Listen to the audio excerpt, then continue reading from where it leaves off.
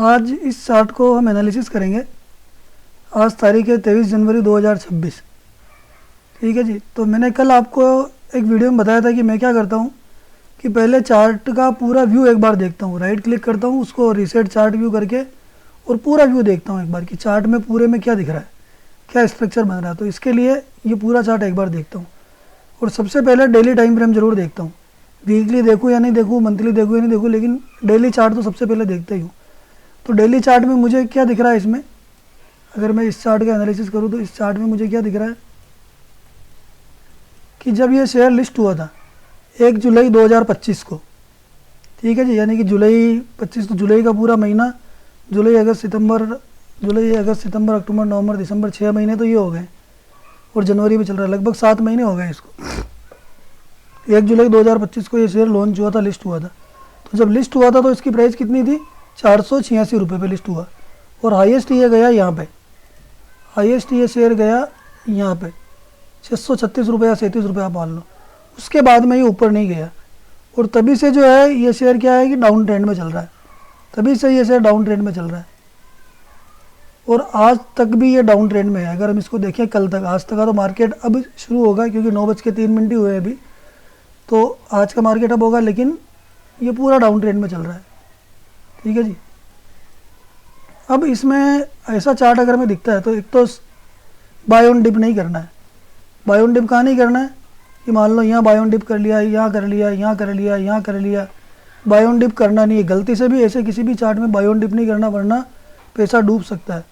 Share बाज़ार में काम करना बहुत जोखिम वाला काम है, कभी भी आपका पैसा कम हो सकता है। जैसे इसमें 650 रुपये के देख लो आप, 270 रुपये हो गए, 265 रुपये चल रहा है अभी। तो ये ध्यान रखना है, बाय ऑन डिप की अलग रणनीति होती है। इसमें तो क्या है, ये ट्रेंड ही डाउन है पूरा, तो नुकसान होने का पूरा चांस रहता है, पैसा आधा हो जाएगा, 600 के 300 हो जाएंगे।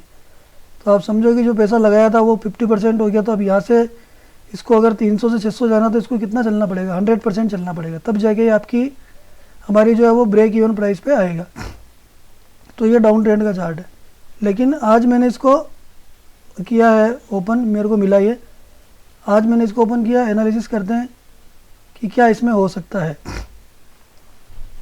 तो देखो ऐसे चार्ट में पहला लॉजिक तो मेरा ये रहता है कि क्या होता है कि कभी भी जब किसी शेयर की, ये मेरा मानना है, आप मेरी बात से सहमत नहीं हो तो भी उसमें कोई बात नहीं है, आपको आपका एनालिसिस करना, मैं मेरा तरीका यहाँ पे व्लॉग बना के दिखा रहा हूँ कि जब शेयर डाउन ट्रेंड में होता है और 50% प्राइस जो है उसकी गिर चुकी होती है, 650 का शेयर 270 पे आ गया, 50% से भी ज़्यादा। अगर हम इसको मार के करके देखें तो ये कितना हो रहा है भाई साहब, यहाँ से अगर हम इसको देखें कि कितना परसेंट ये अभी नीचे है, तो ये इसका एरिया निकल के आता है ये वाला। ठीक है जी। तो 60% के लगभग ये नीचे है। तो 50 से 60% या 50% के लगभग, जब मैंने ये 2-4 बार ऑब्जर्वेशन किया है कि जब शेयर आता है ना कोई भी, तो पब्लिक सेंटिमेंट क्या है कि उसमें बाई का हो जाता है। मतलब लोग कहते हैं यार आधे दाम तो हो गए, 100 रुपये की चीज़ थी 50 रुपये की हो गई, 600 रुपये की चीज़ थी 300 की हो गई, तो एक काम कर लेते हैं आप खरीद लेते हैं। तो पब्लिक का सेंटिमेंट उसमें ऐसा रहता है, ये मेरा ऑब्जर्वेशन है, आप भी चाहो तो ऑब्जर्वेशन कर सकते हैं। दूसरी बात ये कि कैंडल जो है ये अब मुझे यहाँ पे लग रहा है, हालांकि पिछले कई जगह पे भी ये कैंडल रेड कलर की जो है छोटी है, लेकिन अब मुझे यहाँ पे ये लग रहा है कि ये चार्ट यहाँ से जाना चाहिए, भले ही 2-3 दिन के लिए जाए या आज के लिए ही जाए, वो मुझे पता नहीं कितना जाएगा, क्योंकि भविष्य तो यह बताते नहीं है। ज्योतिष यानी कि भविष्य के बारे में बात करें, अनुमान लगाते हैं हम, केवल अनुमान। तो मेरे पास में एक ये कैंडल निकल गई, मैंने इसी पे फोकस किया, इस कैंडल पे। ये जो कैंडल दिख रही है डेली के टाइम फ्रेम चल रहा है, इस कैंडल पे मैंने फोकस किया और फिर इस पे किया, तो मुझे एक चीज़ दिखी यहाँ पे कि इसके लो के नीचे, इस रेड कैंडल के लो के नीचे अभी तक क्लोजिंग हुई नहीं है, यहाँ क्लोजिंग नीचे होनी चाहिए थी, तो इस कैंडल ने क्लोजिंग दी नहीं। ठीक है जी। दूसरी कैंडल है ये वाली, इसने क्लोजिंग नहीं दी और फिर इसने क्लोजिंग दी इसके नीचे, लेकिन जैसे इसने नीचे क्लोजिंग दी, पिछले वाला लो नहीं तोड़ा, कैंडल का लो नहीं तोड़ा, ये लो तोड़ना चाहिए था, इसके नीचे भी क्लोजिंग होनी चाहिए थी, लेकिन क्लोजिंग हुई नहीं इस वाली कैंडल की, ये जो पतली डोजी कैंडल दिख रही है, और इसके नीचे क्लोजिंग इसने दे दी।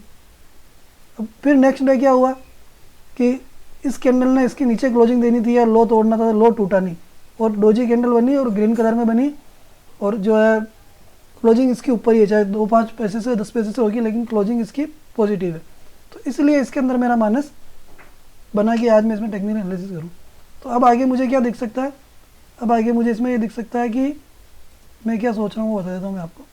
आपको किसी भी शेयर को खरीदना बेचना अपने हिसाब से, मैं कोई सलाह टिप्स वगैरह देता नहीं। तो मेरे पास में ये एक चीज़ निकल के आती है। तो अगर मुझे इसमें ख़रीदना तो मेरा स्टॉप लॉस हो जाएगा भाई साहब ये वाला मैक्सिमम स्टॉप लॉस ये होगा, या इससे भी छोटा होगा, टाइम फ्रेम चेंज करके देखेंगे अभी। तो ये तो मेरा स्टॉप लॉस होगा।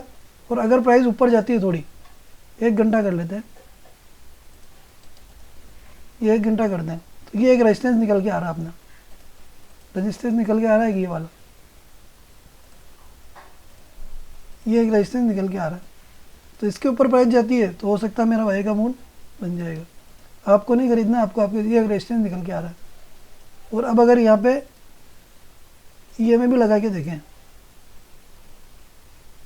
तो EMA भी अभी यहाँ पे पॉजिटिव ही दिखा रही है, ठीक है जी। तो अब अगर हम एसएल ट्रेल करना चाहें तो यहाँ एसएल नहीं रख के अगर मैं करूँगा तो यहाँ एसएल रख दूँगा और यहाँ पे इसकी एंट्री करूँगा। करंट प्राइस पे भी कर सकते हैं, वैसे करना नहीं चाहिए लेकिन कर सकते हैं। बाकी यहाँ का ऑर्डर लगा के भी कर सकते हैं या थोड़ा वेट भी कर सकते हैं। अभी तो मार्केट खुला नहीं है, प्री ओपनिंग है, 261 की प्री ओपनिंग दिखा रहा है। कल से थोड़ा सा प्लस है, तो या तो 5-10 मिनट में वेट कर लेंगे, करूँगा मैं, उसके बाद सोचूंगा क्या करना है। बाकी स्टॉप लॉस मेरा यही रहेगा।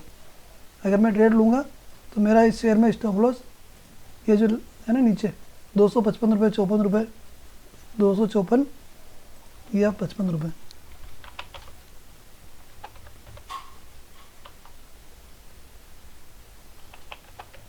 ये 255 रुपये,